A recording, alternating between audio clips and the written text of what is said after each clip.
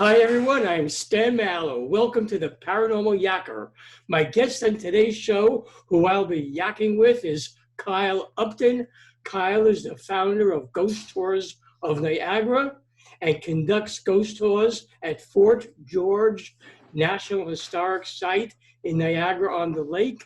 Kyle, welcome to the Paranormal Yakker. Hey, thanks, Dan. Good to be here. Thanks for having me. Since the Paranormal Yakker has a worldwide audience, Kyle, and a number of them may not have heard of Fort George, could you please tell us about the historical significance of the fort? Yeah, sure. Fort George is a War of 1812 fort in Niagara-on-the-Lake, Ontario, Canada, or I guess just outside of Niagara-on-the-Lake. So it was the headquarters for the British military during the War of 1812. That the garrison, the soldiers that were attached to Fort George, played a prominent role during the Battle of Queenston Heights, which was one of the biggest and one of the first of the American invasions that in the early years of the war. There was a bit of a gap then where a lot of the action moved elsewhere along the US-Canadian border. But then in 1813, I guess a renewed front in Niagara, that the Americans landed a massive army just on the far side of town, and over the course of a day turned the entire town of Niagara-on-the-Lake as well as the fort itself into one big battlefield. The fort had been destroyed by American artillery fire the day before, and ultimately the American army triumphed. The British army retreated up to Hamilton-Burlington area, but then a couple months later, the British presence moved back into the Niagara region. They recaptured the fort and held it till the end of the war. Ultimately, it fell to ruin. It was replaced by newer, better military installations that were outside of artillery range or better positioned on the Canadian frontier. And fell to ruin, was used as farming area, and then ultimately in the 1930s was rebuilt as a historic site. Which is how it runs today, with soldiers and cannons firing and history demonstrations throughout the summer and fringe seasons. I want to thank you for that. You do make history interesting. I think that's great. Now, Niagara-on-the-Lake is one of the most beautiful cities in Canada. It is also one of the most haunted. And thanks to you, your ghost tours of Fort George have become a popular tourist attraction. What motivated you in the first place to develop and organize ghost tours at the fort? Well, I guess it started as a history project that I'd been in high school, volunteered at Fort George. I guess teenage boy, certain interest in things military. So hey, I can go and shoot off cannons. That sounds like a pretty cool thing. And then during my time there at the fort, got addicted to the history. Had the good luck, the good fortune of having some fantastic storyteller role models there at the fort, and got into the history, got addicted to Fort George as a site, and then happened to go to Williamsburg down in Virginia, their historic village, on vacation. Took a ghost tour there and thought, wow, what a fantastic way of introducing people that don't yet know that they're interested in history, getting them into history kind of by the side door of the hook, the ghost hook, as well as the storytelling aspect of things.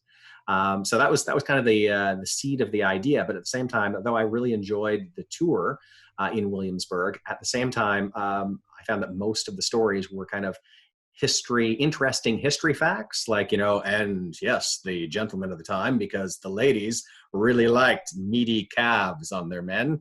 But if you weren't so well endowed, you could, get a falsie and just slip it into your sock to still impress the ladies. So, I mean, it was interesting stuff like that, but not a whole lot of ghost stories. And what ghost stories there were of the variety of that window up there. Well, the room behind that window. The room behind that room, is where this happened. So just thinking back to those rainy days at Fort George where no tourists are coming in. So, it's you're there, sharing spooky stories in a old, creaky, cold, damp building. I could think of a number of these accounts, these stories where, what happened right where a visitor could be. So at that point, I kind of wrote down what I could remember, contacted the old staff members, explained what my intent was, and kind of went, hey, look, that story you told me, was it real or was it just made up? I mean, it doesn't matter. I just don't want to repeat anything that's just, an article for entertainment kind of thing. And away we went. Approached the federal government, Parks Canada, and said, hey, look, this would be a great way of getting other people that don't know they're interested in history into the site. Also, I was going to university. Please hire me to do it. And Parks Canada thought it was a fantastic idea, but being the federal government, cannot confirm or deny the existence of spirits. So passed it on so that the ghost tours are now run by the Friends of Fort George, which is the charitable organization that works with Parks Canada to present the history in Fort George and the Niagara region. And here we are, 27 some years later. Now, over the years, there have been hundreds of paranormal sightings at Fort George. And what I would like to do now, Kyle, is ask you about some of the more well-known supernatural occurrences at the fort and have you give us the backstories on some of them. Here goes. Many a visitor to the fort has reported seeing the benevolent spirit of a little girl named Sarah Ann. Do you recall when she was first seen, who she is, and what her connection to the fort might be? Sure, yeah. Certainly one of our most popular, if that's a proper word for it. The story of Sarah Ann was introduced us, I guess, the very last tour of our first season of Ghost Tours. At the end of the tour, as people are wont to do, would come up to share any experience that they may have had. So on that particular night, there was a couple introduced themselves. The woman explained that she was a psychic. She had this sixth sense, special gift, whatever, and that she had a news story to share, that while we were in the barrack buildings, the living quarters for the fort, the silhouette of one of the barrack buildings here behind me, that she, as she was, watching the tour guide sharing the stories, that she had seen a little girl, 5, 6, 7 years old, come down the stairs, sit there for a time listening, and then come the rest of the way down the stairs to take up a position just behind the tour guide as they finished up their stories. And as the tour exited the building, this little girl tagged along, following us about Fort George for about 2/3 of the remainder of the evening. So the psychic explained that I guess the vibe that she got, that this little girl's name was Sarah Ann, and that's how we were, I guess, introduced to her. Now, we don't just take anybody's story and then jump it onto next week's tour. That's storytelling, especially ghost storytelling. There's always the danger of the fish getting bigger and bigger with each retelling. So we're in the I guess the lucky, enviable position anyway, that with almost 3 decades of recorded accounts at Fort George, we do have the opportunity to, I guess, piece together different so that it's not just one person's experience, because we hear a lot of weird stuff. So we do like to have a little bit of confirmation, from multiple people. So the years following, we had, I guess 1995, trios of women. It was always 3 women at a time that would see this little child figure on the stairs connecting with the tour. And then, by 1996, you didn't have to bring two fellow ladies with you. That it seemed that the phenomena had expanded out and other people were reporting a little girl or a little figure following us about. So we added her story to the tour. Now, the most recurring sighting of a spirit at the fort is that of a figure known as the woman in the mirror. Why is she called that? What does she look like? What was she doing at the fort? Well, Stan, we're incredibly uncreative when it comes to naming our spirit encounters. So the woman in the mirror, as you guessed it, is a woman in a mirror. So inside the officers' quarters, so the fancy housing at Fort George, the rich guys in command of the garrison, that there is a historical and antique mirror that hangs in the junior officers' quarters. And over the course of, well, that story is probably the earliest documented ghost story that we have. So it predates the ghost tours by 20 or 30 years. So we have numerous accounts, and those early reports, of course, were during the day while the fort was open, daytime visitation of people reporting the image of a woman inside of the mirror. In some cases, confusing the mirror or mistaking the mirror as a portrait, as a painting. So for some folks, this was not just there's something weird in the mirror, that this was, hey, who's the lady in the painting there? So that's how she got her incredibly uncreative name. Now we may have to change that. I don't know. That in recent years, it seems that the reports to this woman has expanded and expanded beyond just being there in the mirror. That she has found her way out of the mirror and is now reported within the room inside the building, and in some cases just out the front ramp, out the front door of that building as well. Now, have you yourself experienced any supernatural happenings at the fort? And if you did, Kyle, what were they? Well, I would definitely be the most boring ghost tour guide in history if I had to say, yeah, I'm there 3 times a week in the last 30 years, but yeah, I tell the stories. No, nothing's happened to me. So yes, I guess lucky enough that I want to say fairly regularly, but of course, when it comes to ghosts being something that ordinary life doesn't recognize as being existing, that regular doesn't really mean anything, I suppose.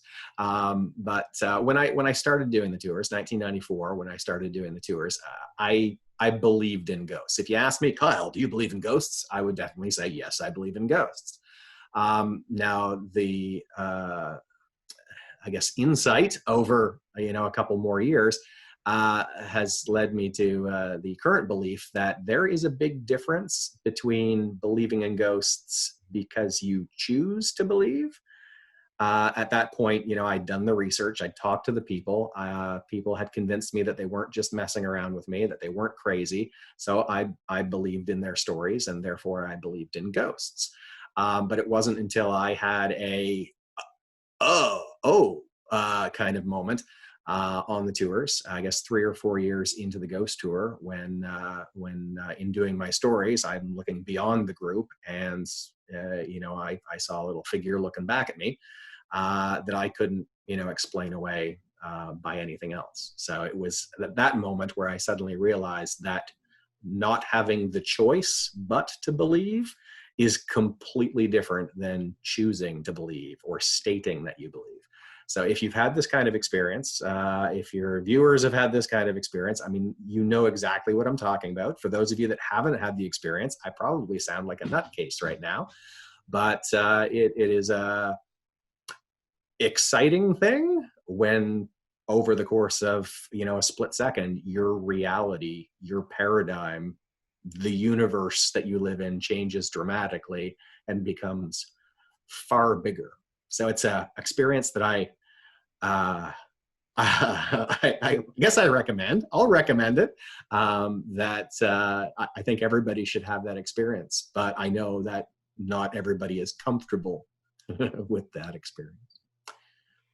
Now, some of the unexplainable paranormal phenomena at the fort has included door latches opening and closing with the aid of no human hand, phantom soldiers in full dress of the period.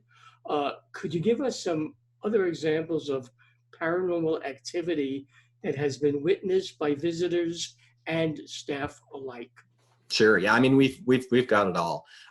We've run the whole spectrum of haunted phenomena, from the bumps, groans. Ooh, I felt weird.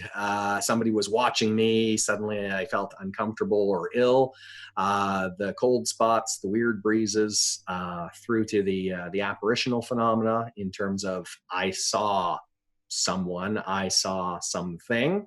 And that has a range as well from the, caught motion out of the corner of my eye, but can't really say one way or one way or other what it was, from sort of glowing, foggy figures, shadowy figures in the darkness, figures composed of shadow, right through to the phenomena where you don't know it's a phenomena, that it seems like a ordinary experience until you turn around and that person that you were talking to is no longer there.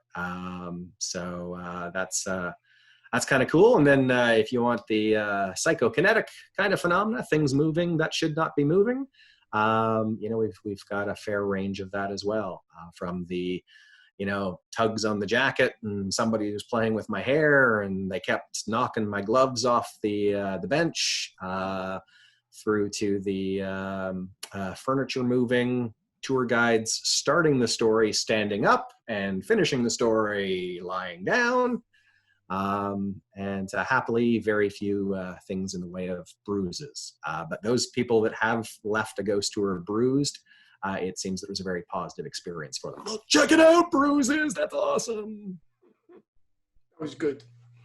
How do folks on your tours react when they actually see a spirit or some other out of this world type phenomena?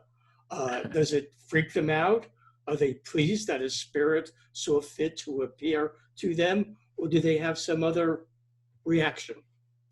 Okay, that's a fabulous question, and unfortunately, it's not like an easy answer either, because it very much depends on the individual person. As you can imagine, we get all types out on the ghost tour. We've got those folks that are there for the history. We've got those folks that are there for the ghosts. We've got those folks that are dragged along by the people that are here for the history of the ghosts. Some people are very much, okay, I'll back up on that. Probably a majority of people, their goal for the night is they want a fun, kind of unique experience. Storytelling is kind of a dying art. We're addicted to the screens and that form of storytelling, and the orators seem to be less common, and sometimes our craft is being forgotten, maybe not forgotten anyway. So I think that's the majority of people. They're there for that experience and they don't really have any sort of expectations one way or the other in terms of the ghosts, because they just see the ghosts as a hook for the entertainment, kind of thing. But we do have, in the minority, but certainly an enthusiastic minority, that we do have those folks that are there hoping to have an experience, whether that's just because they're curious, whether they have an emotional stake. Some folks having lost loved ones, that they want that confirmation that, we're not alone, that those folks, are not as far away as you could imagine, I suppose. So they're looking for that sort of confirmation that way. And then there are people that are just, curious, the skeptics that are true skeptics in that they're open to the experience and they're, investigating, because it is a mystery, but it's a mystery that affects every single one of us. Every person who goes through Fort George, we're all going to die. And we're kind of united in that, where there's a big mystery there at the end of the line or the beginning of the line, depending upon how you see it. So we're very curious that way. So some people, that's a very positive experience, that is like, oh my goodness, I can't wait to share this with my friends and loved ones, because this is it can be a very life-changing confirmation, life-changing experience. Your world does get a lot bigger. So I mean, that's cool. Those folks are great, but certainly from my point of view, that the more entertaining folks are the folks that go in it with the opposite bias, that they are there because that nothing's going to happen, because they don't believe in ghosts, and therefore the ghosts don't believe in them, or the ghosts, you can believe them out of existence, I suppose. Certainly the most, I don't want to say enjoyable, but there is a certain amusement to it when you get the, I don't believe in ghosts, I can't believe you brought me on this event, what is this crazy guy that's carrying the lantern going to tell us next? Oh my goodness, unbelievable. When something happens to them and suddenly they go to a very, very strange place for them where ghosts now do exist, and have taken a personal interest, that, there's often screaming and there's often crying, and I think that it's a growing experience for them, but for some, it's not very comfortable. I have relatives who, Kyle does a ghost tour. We should go on the ghost tour and support him, and see what it's all about. And they're very supportive. I think I got a great family, but I have certainly been told in no uncertain terms, Kyle, that was a great tour. You did a fantastic job. I'm never coming again, because I'm not ready to step into that world or jump into that world with both feet, as unfortunately the case often is. Did that answer the question? Mhm. Oh, yeah. Plus, yeah. I mean, I think it's great. It has to be a gotcha, not necessarily a gotcha moment, but when somebody's there, they don't believe, they're making fun, and boom, they have an experience. Sometimes feel that almost the ghosts are there watching, and it's like, what did she just say? Oh, hold my beer. We're going to take care of that right now. So they do have a sense of humor.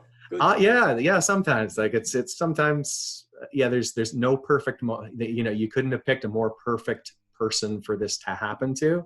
So you almost suspect that somebody out there is watching out and going, oh yeah, she doesn't believe. Okay, yeah. Let's.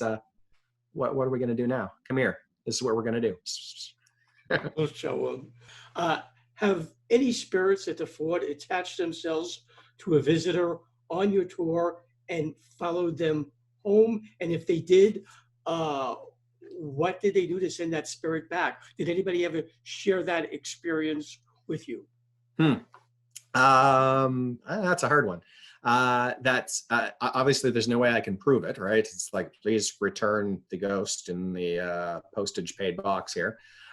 We certainly have had a number of people who have made reports of that kind, that their ordinary life and then attending a ghost tour, and then they started noticing things out of the ordinary that seemed to be happening. We've had some people that have felt so strongly about it that they've come to return the ghosts after the tour. But I think in some ways too that it may not be our spirit caught a ride out of Fort George and is now haunting your bathroom. But in some cases, I think it might be that perhaps the experience here just made people a little more open, so that perhaps paved the way for experiences that either they'd been ignoring, or that somehow just didn't have the energy to punch through to our world, that with that little bit of encouragement, that then could manifest. We certainly, one of our tour guides of years past, Mark Lozier, felt very strongly that he was okay with working with the ghosts at Fort George, but did not want to risk having ghosts at home. So there was a period of time where he would take a different route home after the ghost tour, just to make sure that nobody was figuring out where he was living. Cool. Now, have you ever had a seance at the fort where mediums tried to contact the spirits who roam the grounds? No is probably the easy answer. We try not to delve too much into the realm of spiritualism, because it gets close to religion and it can become a politically sensitive kind of thing. But we have had some private bookings where people have basically rented the fort in order to have an event so that they can have a little more focus that way. So we've had that sort of thing that has happened at Fort George. I can't really say if any of them have been overwhelmingly successful in that regard. And I guess similar, but maybe with less of the spiritualism sort of influence that some of our investigatory tours that people do bring the bibs and the bobs, the different tech for ghost hunting. So we've had like spirit boxes. So this is like a random jumping through radio frequencies to give, I guess the theory being is that it then the ghost doesn't have to talk themselves, but they can basically just adjust the electromagnetic spectrum to make things heard. A lot of people have been very excited about what they were getting out of these boxes. I can't focus it out, so I just hear like a lot of fuzziness and things like that. But certainly there's been some enthusiasm over that, and some of the other kind of tech recordings. I love the ghost hunting bear, the stuffed bear that's got infrared switches and recorders and fancy technology for recording your ghost. Did you ever give any thought as to why certain spirits have chosen to remain at the fort instead of leaving the earth plane and ascending, hopefully upstairs? Yes, no. That I really like the way that you termed it being a choice, and that's certainly my feeling there, because I don't feel that that any of our ghosts are incredibly unhappy here. I mean, I feel bad about that, both from the point of view of my coworkers being unhappy, but I guess also to a extent that that we're exploiting that in some way. So I guess there's a lot of different theories on why ghosts might hang around, or maybe more broadly, I guess why we have ghosts in this particular area itself. Whether it's something about the geography. I mean, Niagara has been a hot spot going back even pre-European colonization days. Whether it's the area, ley lines, the proximity of the lakes. Niagara is a peninsula, and in some cases it's the water that somehow echoes things. Certainly you can point to the historical events of Fort George and go, okay, well, people lived here, people died here, terrible things happened, but over the course of history, it would be hard to find a square foot anywhere where people haven't lived, something terrible hasn't happened. So why is it that we do seem at Fort George to have a bit of a hot spot here? And I don't really have an answer to that. Sometimes I feel that, one, if these are spirits of the War of 1812, this is familiar ground. We have a historic site, so it looks familiar. It has the familiar feel. So does that pull the spirits or make them more comfortable in manifesting here?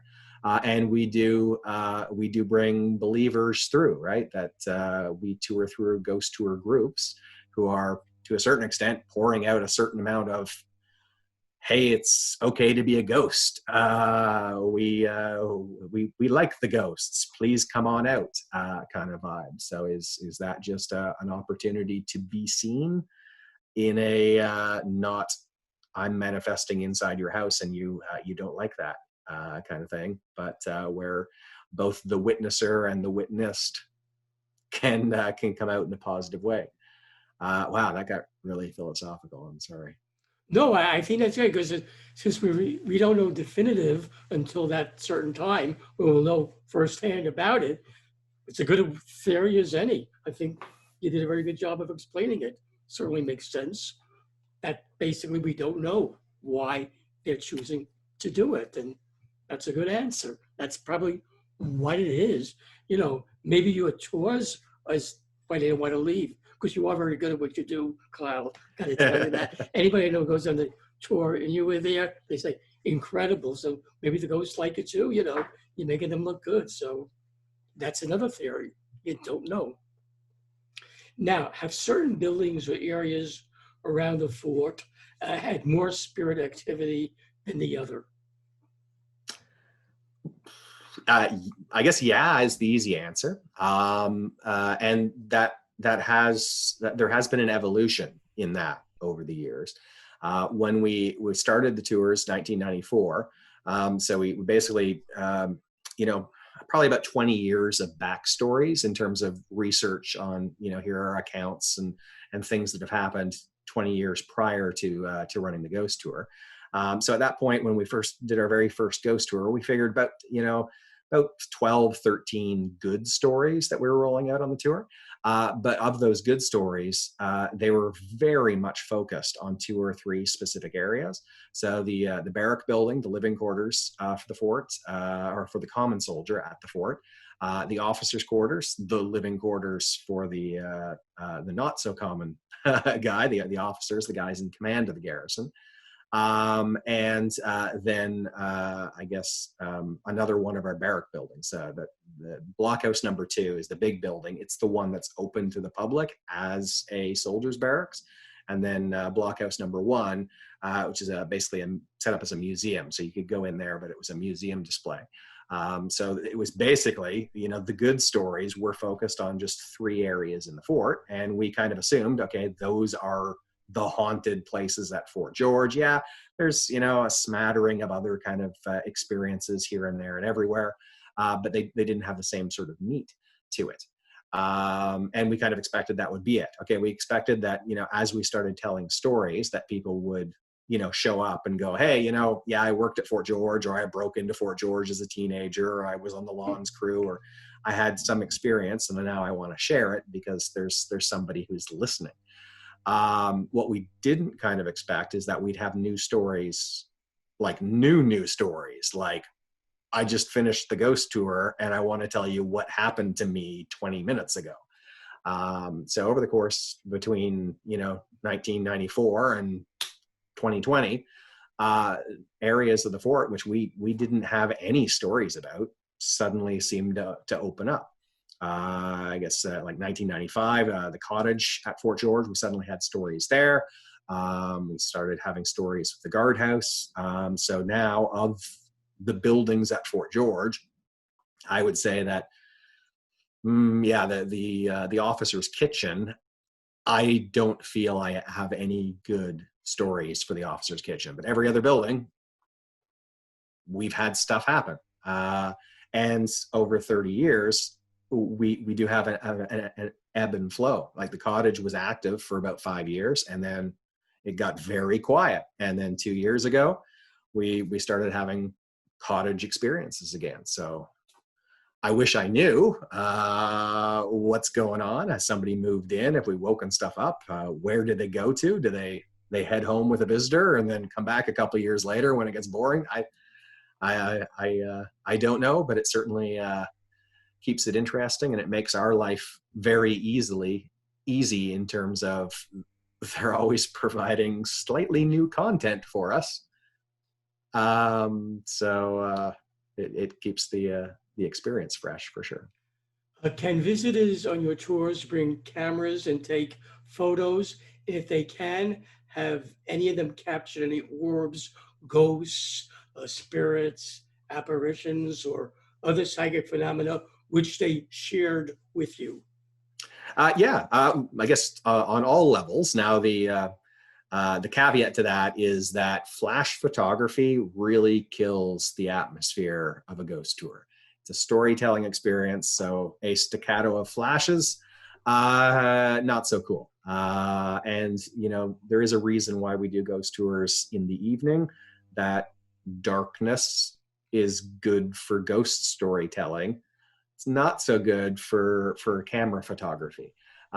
So fairly early on, after the introduction of digital photography, we had to make a no flash photography rule, just because out of too much enthusiasm, people were, killing the experience and killing the atmosphere for other people. So we certainly say, hey, look, you're more than welcome to take pictures.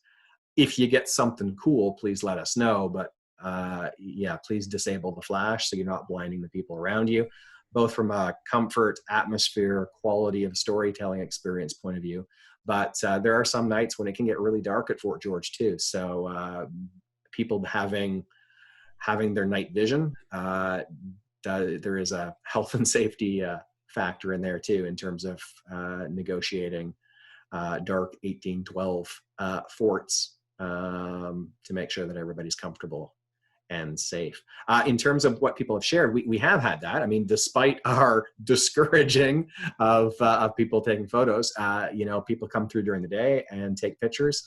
In some cases that's cooler, because if you get something during the day, you can eliminate a whole lot of power of suggestion, strange shadows, the ordinary things that people might mistake as something not so ordinary.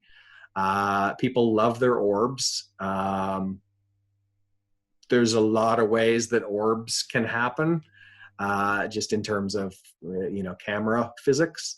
So I've seen some pretty cool orbs, but I don't know where I stand really in terms of that's a ghost kind of thing. But we have had some pretty cool things. There's a cool video that was done of a video of a guy in a cape, which I insisted, okay, what's the easiest answer? I caught a video of a guy in a cape on a ghost tour. It's like, I'm the guy in the cape. I'm the guy in the cape. Whereas the people who had watched the video were like, no, it's not you. The boots are different. There's like buttons on the things and the coats. But it's like, Occam's razor. I'm the guy in the cape. I'm probably the guy in the cape on the video. But I was convinced after seeing it, and we did some test runs with, filming me, that it's not me on the film, which is makes it like the most awesome ghost video ever. So we do have that on our Facebook page. I guess 2 years ago, we had a pretty fantastic image too, which of a little girl that seems to be in historic costume in the barrack building. So we suspect that may be Sarah Ann. Now, could there be another explanation kids do come on the tour, and maybe what we're seeing in the darkness of the image as a historical type clothing might just be, a weird Dora the Explorer windbreaker. But the gentleman who took the picture on the tour, he doesn't remember there being a kid in front of him. He was taking the picture for a different reason and had the image set up differently, so he doesn't remember a kid being there, and was quite surprised when, upon developing his film, it was like, this doesn't look the way I remember it looking when I pressed the button. So yeah, there's some pretty wacky stuff out there, both from the point of view of there can be some really cool stuff that has a purely natural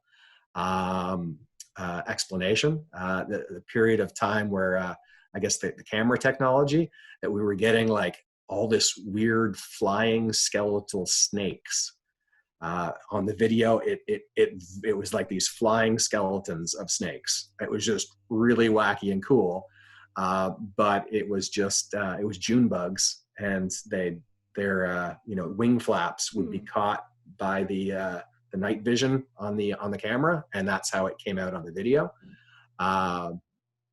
which is pretty cool, but kind of boring if you're hoping for supernatural stuff. You have enough of the good stuff, so that's great. Now, you have tours at the fort throughout the spring and summer, as well as at Halloween. Are there any differences between them in what you cover, the stories you tell, and how you present them? Yeah, a little bit. Our summer season goes May through September, and then we've got three weekends essentially at the end of October where we have our Halloween tours coming through. Halloween, it is a longer tour. It is a darker tour. It's often a colder and wetter tour. Those aren't necessarily the pluses, but you certainly have more atmosphere at midnight on October 31st than you do at 7:30 on July 8th or whatever. So Halloween tours, we do go into different areas, internal areas of buildings that we don't access through our summer season. So during the summer, when we're telling the woman in the mirror story, we're peering through the windows of the officers' quarters, because for a variety of different reasons, we just don't access the inside of the building at that time. Those rules are changed for Halloween.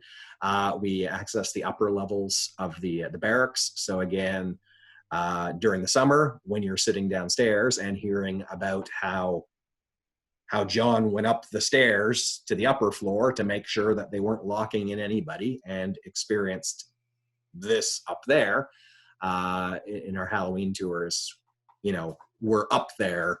These are the stairs that John came up, and he was looking at that back corner when he saw. So it makes the tour a little bit longer. It allows us to share a couple of stories that we just don't have time for, or just don't tell well if you can't actually be in the physical space.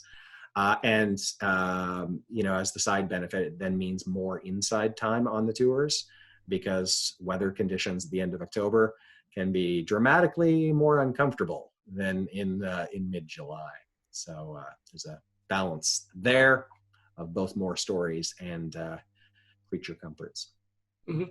Now, when tourists visit Niagara Falls, which is Canada's #1 tourist destination, I researched it and it is, high on their to-do list after visiting the falls is to tour the wineries in the area, Niagara-on-the-Lake, and of course, one of your ghost tours at Fort George. When all is good with the world again and folks start traveling again, hopefully, I pray sooner rather than later, how can they purchase tickets for your ghost tours and learn what they're all about? Fantastic. Yeah, that's, Niagara Falls is the tourism destination for Niagara. A bazillion people visit Niagara Falls, and less than a bazillion people then make the 20-minute trek north, which is a terrible shame, because Niagara Falls is great, but the Niagara-on-the-Lake area is a very different tourism experience, and it's a shame when people just check the boxes for the Niagara Falls experience and miss what the rest of the Niagara region has to offer. In terms of accessing information about the ghost tour, Niagaraghosts.com is the website for the ghost tour. It's got our hours of business and all that sort of stuff there. You can also access that information from the Friends of Fort George website, which is friendsoffortgeorge.ca. This was supposed to, 2020 was supposed to be our year of getting back into online ticket sales again. So in theory, in future years, we will have that technological aspect of just being able to purchase your tickets ahead of time, where you can also purchase before the tour as well. But all the information is both on the Niagaraghosts.com website, as well as the Friends of Fort George. So if you Google Ghost Tour Fort George, that you'll find us pretty quick. Great. Kyle Upton, I thank you for being my guest on Paranormal Yakker. It was a pleasure yakking with you about historic Fort George and your wonderful ghost tours. And I hope the Chamber of Commerce there gives you a medal or does something for you, because I don't even know if you have any idea how much tourism you help bring to the whole area because of the reputation of your tours. So continued success with it. And I thank you for being a great guest. Hey, thank you. Hi, everyone. I hope you enjoyed the interview you just watched. So you don't miss any upcoming shows, be sure to subscribe to my YouTube channel. I would love for you to join me and my guests as I yak with them on Paranormal Yakker.